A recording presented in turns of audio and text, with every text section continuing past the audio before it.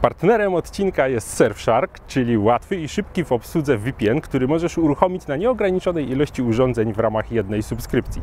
Co daje VPN? Przede wszystkim anonimowość w sieci, w myśl zasady żadnych rejestrów. Surfshark nie przechowuje danych swoich użytkowników, a dzięki 3200 serwerom w 65 krajach możecie korzystać z usług streamingowych niedostępnych w waszym kraju. Podczas podróży po Polsce w ramach szkoleń i warsztatów często łączę się z publicznymi sieciami Wi-Fi i tutaj ponownie niezastąpiony jest Surfshark, który szyfruje moje dane i nawet jeżeli zostaną wykradzione, będą bezużyteczne. Poszukiwanie materiałów, artykułów i badań na temat herbaty w różnych, czasem egzotycznych językach jest dużo łatwiejsze, kiedy jestem niewidoczny dla systemów śledzących oraz reklam, a Clean Web automatycznie blokuje ponad 1 milion złośliwych stron internetowych. Razem z firmą Surfshark przygotowaliśmy kod Dobra Herbata, dający 83% rabat oraz 3 miesiące gratis. Link znajdziecie w opisie filmu. Uwaga! Proszę się zrelaksować i zachować spokój podczas pomiaru. Mankiet powinien przez cały czas znajdować się na wysokości serca. Początek pomiaru. Skurczowe ciśnienie krwi 131 mm słupka rtęci. Rozkurczowe ciśnienie krwi 85 mm słupka rtęci. Puls 76 uderzeń na minutę. Pomiar zakończony. Zgodnie z normami Światowej Organizacji Zdrowia uzyskano wyniki pomiaru prawidłowe. Dziękujemy. Życzymy zdrowia. Z powodu nadciśnienia, wylewów, zawałów i innych związanych z nadciśnieniem, chorobą ciśnieniową, powikłań umiera bardzo dużo osób rocznie. Wręcz jest to główna przyczyna takich medycznych, chorobowych śmierci na świecie. I pojawia się tutaj ważna kwestia, ważne pytanie, czy osoby cierpiące na nadciśnienie mogą pić herbatę, czy powinny pić herbatę i czy w ogóle picie herbaty może pomóc w jakiś sposób poprawić zdrowie osób właśnie cierpiących na nadciśnienie. Przyjrzyjmy się temu bliżej, ale najpierw zapaszmy herbatę.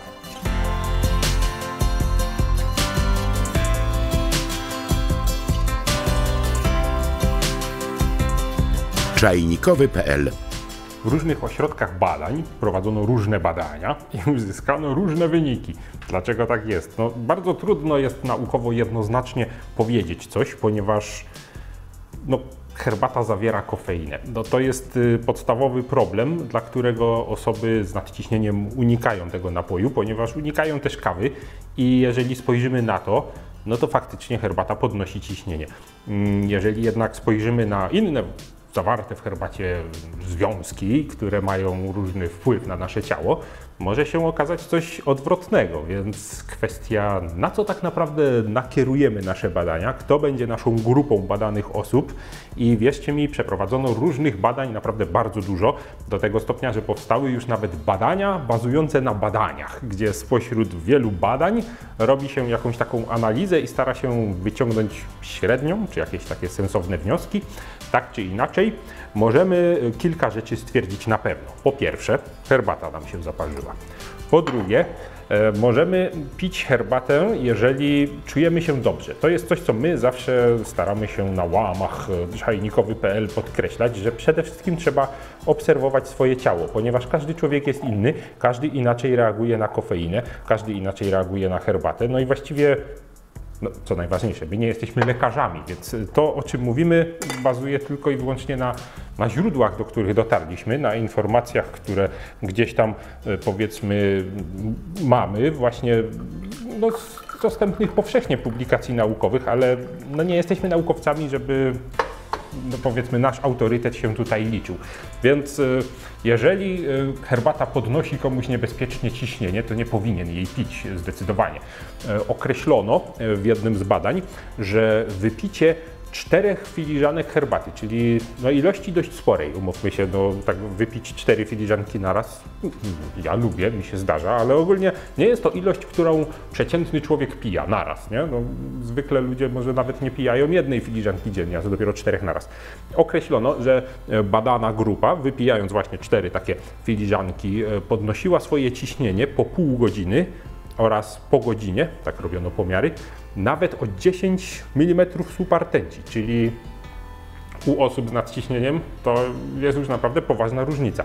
Jednakowoż badano również osoby, które regularnie przez dłuższy czas piły herbatę i tutaj pojawiają się już bardzo powielające się w wielu badaniach, bardzo jednoznaczne wyniki, które mówią, że picie herbaty regularnie obniża ciśnienie, zwłaszcza herbaty zielonej.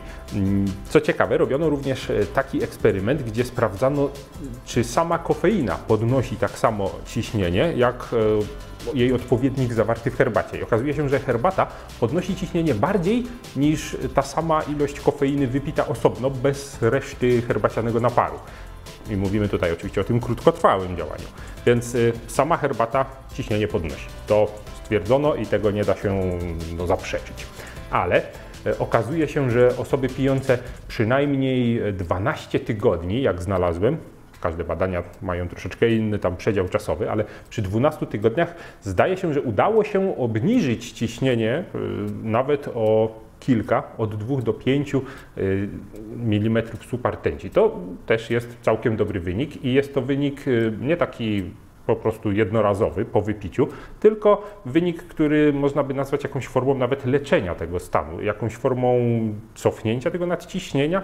Jest to na tyle obiecujące, że różne ośrodki badawcze zaczęły już analizować, który składnik herbaty tak naprawdę odpowiada za to ciśnienie tętnicze, który je obniża właśnie przy długotrwałym stosowaniu i czy da się go wydobyć stamtąd i czy da się zrobić jakiś po prostu lek na bazie herbaty, bo bardzo niewykluczone, że doczekamy, jeszcze niedługo może, że będziemy dostawać na nadciśnienie tabletki, które właśnie pochodzą z herbaty, w których znajduje się konkretna substancja wyciągnięta z herbacianego liścia czy z herbacianego naparu.